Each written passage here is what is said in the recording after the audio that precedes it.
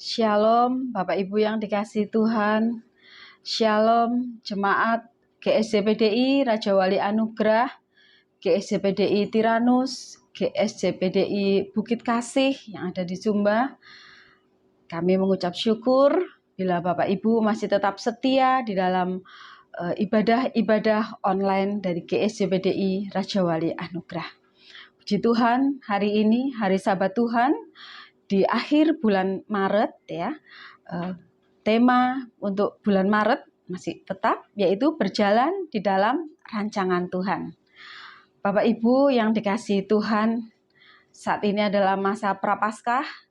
Kita tahu bahwa sebentar lagi, 2 minggu lagi, nanti di tanggal 17, kita akan merayakan ibadah Paskah ya.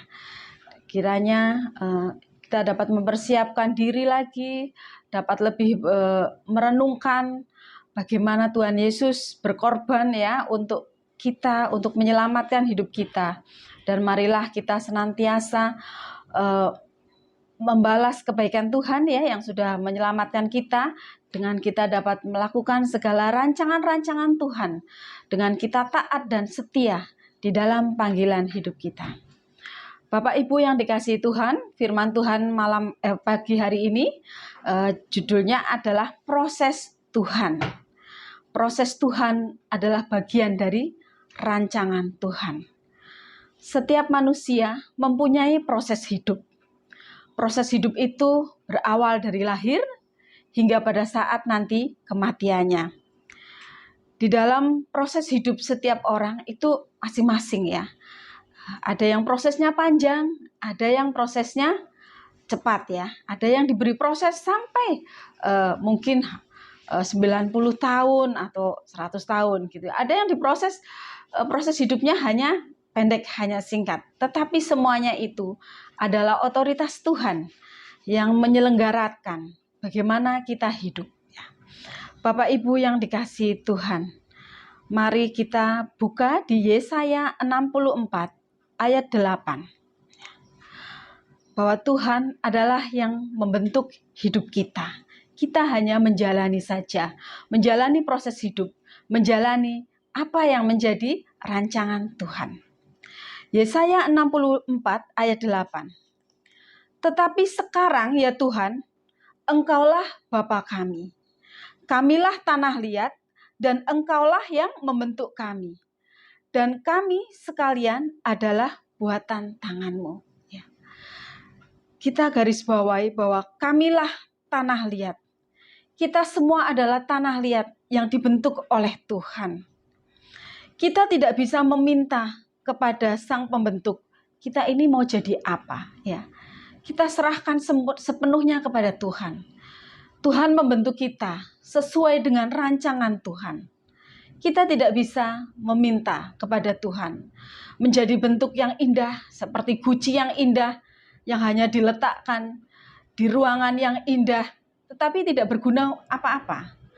Atau kita dibentuk oleh Tuhan menjadi gerabah dapur, menjadi cobek atau kendil, yang tidak bagus, yang tidak indah, tetapi berguna, tetapi bisa menjadi berkat, bisa dimanfaatkan. Nah, itu semua tergantung daripada Sang Penjuna di dalam membentuk kita sebagai tanah liat.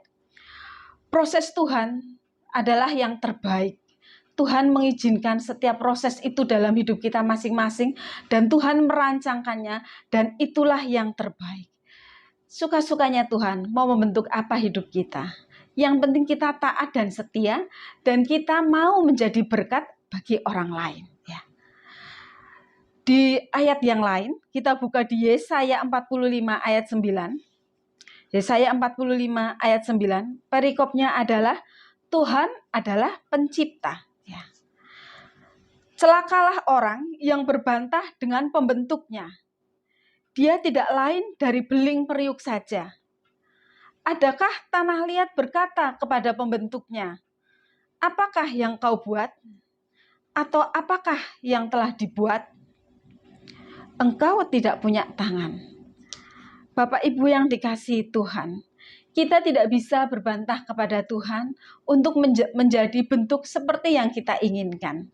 Kita serahkan kepada Tuhan. Tuhan yang memiliki tangan yang berkuasa yang akan membentuk hidup kita sesuai dengan rancangan Tuhan. Demikian juga saat ini, ketika kita tahu bahwa saat ini masa Prapaskah ini, bahwa Tuhan Yesus itu mengajarkan kepada kita bagaimana Tuhan Yesus taat dan setia menjalani setiap rancangan Tuhan. Tuhan Yesus taat dan setia di dalam proses hidupnya. Mulai dari kelahirannya, di dalam keadaan yang sangat sederhana. Tuhan Yesus lahir di kandang domba. Kemudian bertumbuh dewasa dan Tuhan Yesus menjalankan tugasnya untuk menyebarkan warta keselamatan, menjadi berkat bagi orang lain. Namun di akhir hidupnya, Tuhan Yesus mengakhiri proses hidupnya dengan disiksa, dengan dihina, bahkan sampai wafat di kayu salib. Itulah proses Tuhan. Tetapi Tuhan Yesus menjalankan setiap rancangan Tuhan dengan sempurna, tanpa berbantah kepada Bapanya yang di surga. Sekalipun Tuhan Yesus adalah pewaris tunggal tahta kerajaan Tuhan. Itulah yang harus kita teladani daripada Tuhan kita Yesus Kristus, bahwa Tuhan berjalan di dalam rancangannya dengan sempurna, menjalani setiap proses yang harus dijalani oleh Tuhan Yesus. Demikian juga dengan kita sebagai murid-murid Tuhan Yesus.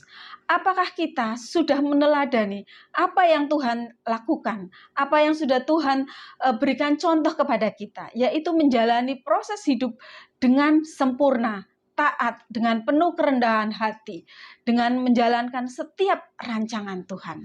Ya, Bapak Ibu yang dikasihi Tuhan, rasanya berat ya, untuk menjalani proses hidup itu berat, iya memang berat.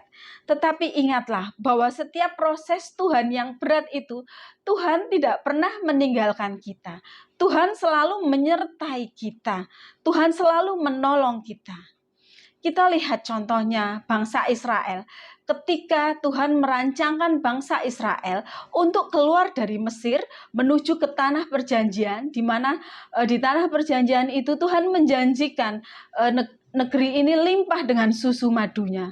Tetapi proses perjalanan yang panjang, 40 tahun, begitu sulit, begitu ya sering membuat bangsa Israel bersungut-sungut, berputus asa. Tetapi Tuhan meyakinkan bahwa Tuhan tidak meninggalkan. Tuhan menyediakan tiang awan dan tiang api. Bahkan Tuhan pun mengirimkan makanan yang berupa mana. Tuhan juga menunjukkan keajaibannya bahwa kasutnya pun tidak rusak. Itulah ketika kita menjalani proses Tuhan dengan taat, ketika kita berjalan di dalam rancangannya, maka otoritas Tuhan ada dalam hidup kita. Pertolongan Tuhan tidak pernah terlambat. Penyertaan Tuhan senantiasa sempurna. Kita lihat contohnya yang lain, bahwa di dalam 1 Raja-Raja 17 ayat 1-6. Bagaimana Tuhan juga menyertai Nabi Elia di tepi sungai Kerit. 1 Raja-Raja 17 ayat 1-6. Lalu berkatalah Elia orang Tisbe kepada Ahab, demi Tuhan yang hidup, Allah Israel yang kulayani, sesungguhnya tidak akan ada embun atau hujan pada tahun-tahun ini, kecuali kalau kukatakan. Kemudian datanglah firman Tuhan kepadanya, pergilah dari sini, berjalanlah ke timur, dan bersembunyilah di tepi sungai Kerit, di sebelah timur sungai Yordan. Engkau dapat minum dari sungai itu, dan burung-burung gagak telah kuperintahkan untuk memberi makan engkau di sana. Lalu pergilah, dan ia melakukan seperti firman Tuhan. Ia pergi dan diam di tepi sungai Kerit, di sebelah timur sungai Yordan. Pada waktu pagi dan petang, burung-burung gagak membawa roti dan daging kepadanya, dan ia minum dari sungai itu. Jelas sekali ya Bapak Ibu yang dikasihi Tuhan, bagaimana penyertaan Tuhan kepada Nabi Elia. asalkan Nabi Elia mau mendengarkan firman Tuhan dan mau melakukan apa yang sudah Tuhan firmankan ya. Tuhan katakan pergilah ke tepi sungai Kerit. Dan di ayat ini dikatakan tidak ada embun, tidak ada hujan. Ini artinya adalah masa-masa yang sulit, masa kekeringan, atau saat ini adalah masa pandemi ya. Realnya saat ini seperti itu, masa pandemi, masa sulit, masa kekeringan, tidak ada embun, tidak ada hujan. Tetapi Tuhan menolong. Tuhan bisa mengirimkan burung gagak ya untuk mengirim daging. Sesuatu yang tidak masuk akal ya, sesuatu yang tidak dapat dicerna dengan akal sehat. Sebab burung gagak itu adalah pemakan daging, tetapi dia mengirim daging kepada Nabi Elia. Itulah ya keadaan yang namanya kondisi supranatural atau kondisi yang tidak sewajarnya. Tetapi itu dapat dialami oleh Nabi Elia dan juga dapat dialami oleh kita apabila kita melakukan kehendak Tuhan. Apabila kita berjalan di dalam prosesnya Tuhan, berjalan di dalam rancangannya tanpa berbantah-bantahan dengan Tuhan. Kita menjalankan apa yang Tuhan kehendaki. Kita memohon pimpinan Tuhan. Kita berhikmat kepada Tuhan. Kita meminta peneguhan untuk setiap langkah-langkah yang akan kita lakukan. Maka kita percaya bahwa Tuhan akan menolong tepat pada saatnya, seberat apapun kondisi kita saat ini. Jadi Bapak Ibu yang dikasihi Tuhan, tetap percayalah bahwa Tuhan memelihara hidup kita. Sebagai orang-orang percaya, kita tidak akan berkekurangan apabila kita berjalan di dalam rancangannya. Sebab Tuhan bertanggung jawab atas hidup kita. Proses hidup kita ini adalah proyeknya Tuhan. Jadi jangan khawatir, jangan takut bahwa Tuhan lupa dengan janjinya. Tuhan pasti menepati janjinya. Tuhan tahu apa yang harus Tuhan lakukan di dalam hidup kita. Yang penting kita tetap dengan rendah hati, kita tulus menjalani setiap proses hidup, dan kita tetap taat terhadap apa yang Tuhan sudah perintahkan, Tuhan tetapkan, apa yang Tuhan firmankan dalam hidup kita jalani dengan sungguh-sungguh. Kita taat dan kita bersyukur. Maka kita percaya pada akhirnya kita akan menyelesaikan proses Tuhan dengan sempurna. Seperti yang Tuhan Yesus sudah berikan teladan kepada kita ya. Jadi Bapak Ibu yang dikasihi Tuhan, tetap semangat, tetap terus melakukan pelayanan terhadap sesama kita, tetap menjadi berkat bagi orang lain, dan tetap menjadi terang bagi sekitar kita. Supaya orang lain dapat mengerti bahwa menjadi murid-murid Tuhan Yesus sebagai orang Kristen itu dapat dilihat dari sikap hidupnya yang selalu menjadi terang dan berkat bagi orang lain. Puji Tuhan, Bapak Ibu yang dikasihi Tuhan, Tuhan Yesus memberkati.